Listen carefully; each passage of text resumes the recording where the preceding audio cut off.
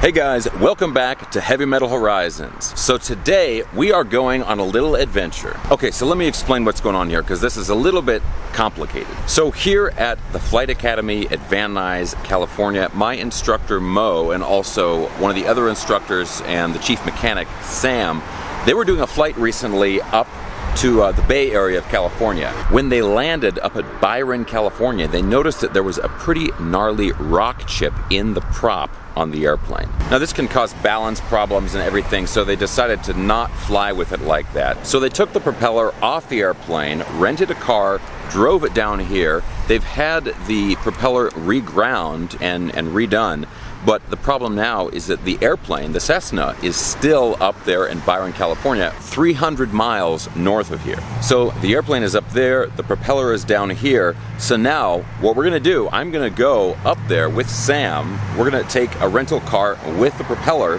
drive all the way up to Byron, California, install the propeller on the airplane, and then fly it back down. And hopefully the prop won't fall off. Okay guys, so this is going to be a really long day, but I think it's going to be a lot of fun. Now real quick guys, if you enjoy videos like this, checking out cars and airplanes, and you have not already subscribed, please consider subscribing right now. Okay, let's get up there and rescue this Cessna.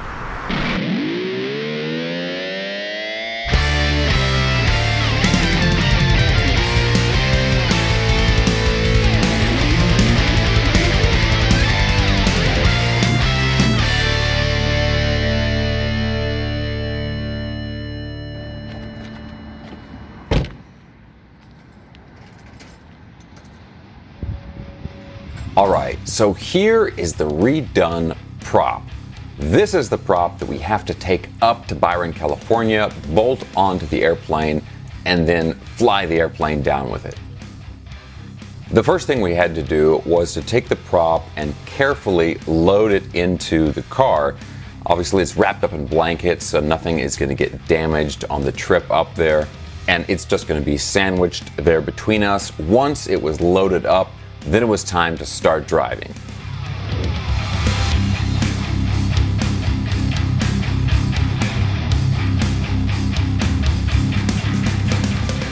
Now, I don't know how many of you guys have done the drive from Southern California up to the Bay Area, but on I-5 up there, it can be pretty boring. I mean, there are some cool sights to see, especially going through the farming areas. It can be really cool, but yeah, it's a long drive.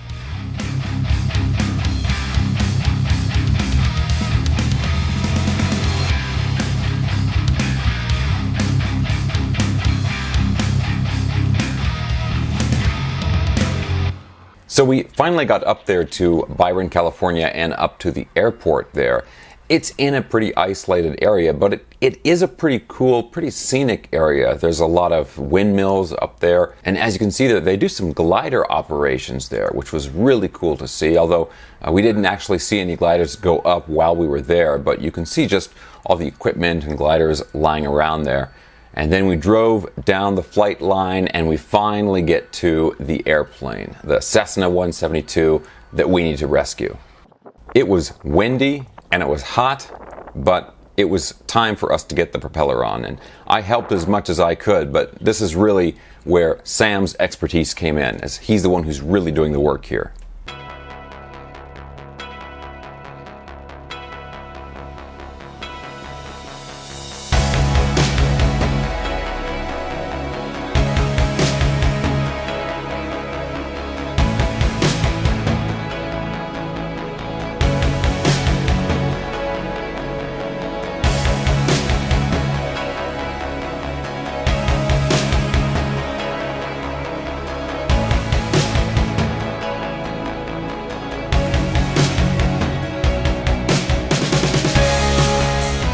Now, one thing that was really cool to see, while we were working on putting the prop on, not only are there glider operations in the area, but there is skydiving as well. And we actually got to see some of that going on right when we were out there working.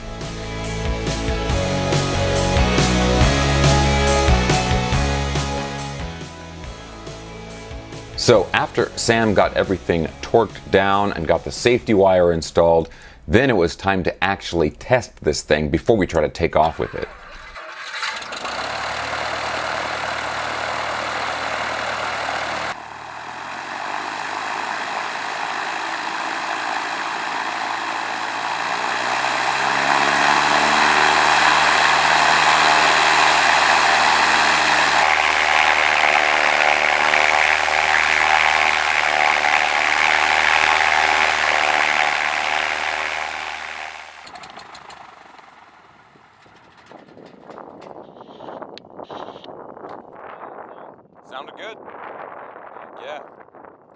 So the test went well and the airplane was ready to go.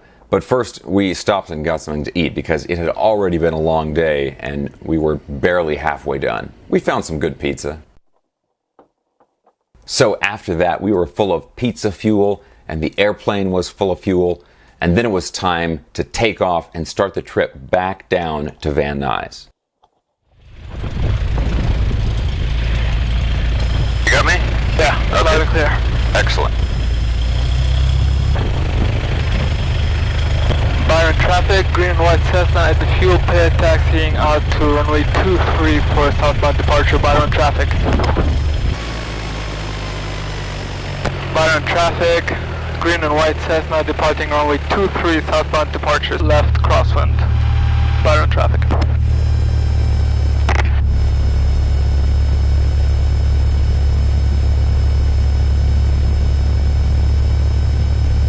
Door closed. Yep. Yours. Door closed.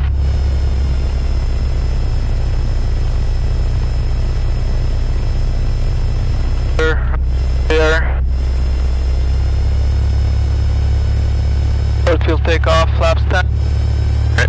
Full power. Full ridge. RPM is good. Into the wind. Airspeed alive.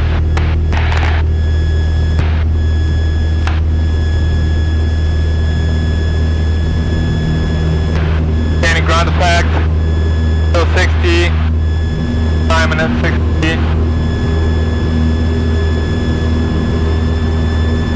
We're on our way. Alright.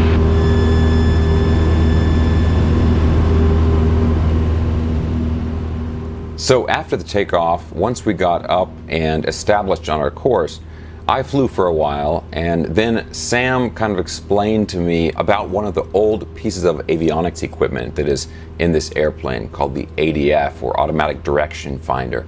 And it was really hilarious because none of these stations, the ground stations that this thing uses to operate, none of those stations exist anymore, but the equipment in the airplane still works, and it operates on AM radio. So you can actually use this old piece of avionics equipment to listen to AM radio stations.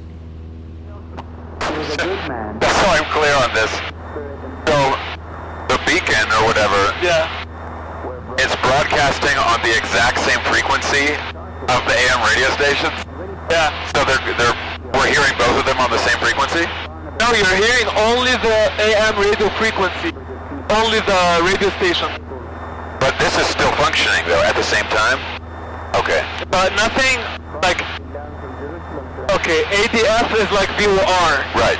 Like right now, if they shut down all of the VORs in America, we tune this, it won't do anything. Right. The ADF is also like VOR. It uses equipment on the ground that I got they you. used to have them a long time ago. I got you. Now all of the ADF stations on the ground, they already shut them down. Okay. It's old, it's very old. Right. So all of them, they already shut them down. Okay. So we still have the receiver, so we're receiving AM radio stations. So what if we fly towards it, we'll go to the radio station? You'll go to the radio station. Yeah, if you follow this, it'll take you to wherever the mountain, the tower of the radio station man, that's is. Yeah. I mean, it's better than nothing. Yeah, right. Our next guest is a hometown hero who's been making headlines this past year for helping the homeless community in her Dayton, Ohio neighborhood. She's 13, by the way. She's proving it's never too young to make a difference. And joining us now is founder of Love Conquers Dayton, Abriella Ruby. Abriella, how did you take this up? How did this become your cause?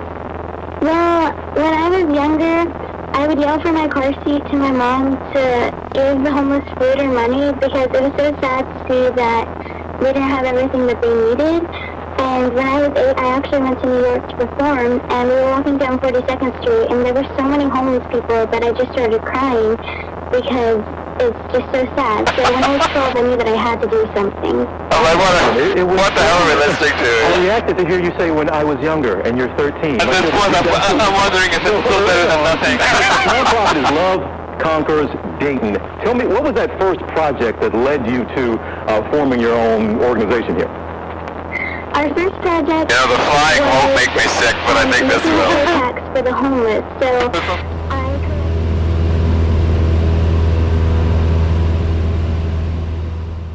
So the rest of the flight was really great because we were heading down south, down towards Van Nuys as the sun was going down, so it cast these long shadows over the mountaintops, and it was just a really beautiful scenic flight on the rest of the way down to Van Nuys.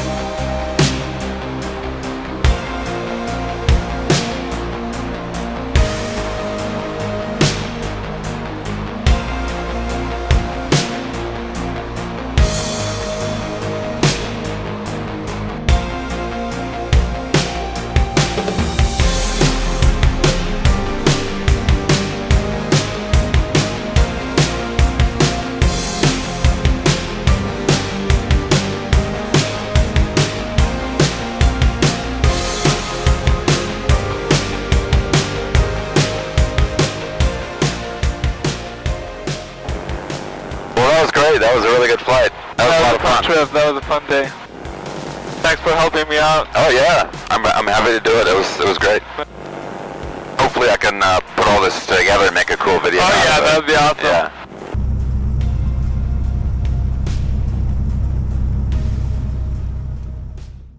All right, guys, that is it. That was a successful Cessna rescuing mission. I gotta say, that was pretty awesome. It was a long day. I expected it to be a long day, but it was great. It was a lot of fun. I got to do some cool cross-country flying, and the propeller did not fall off the airplane. All right, guys, I'm gonna go get some sleep. Thanks a ton for watching. I hope you enjoyed that video. If you did, please give me a thumbs up, subscribe if you haven't already, and I'll see you soon.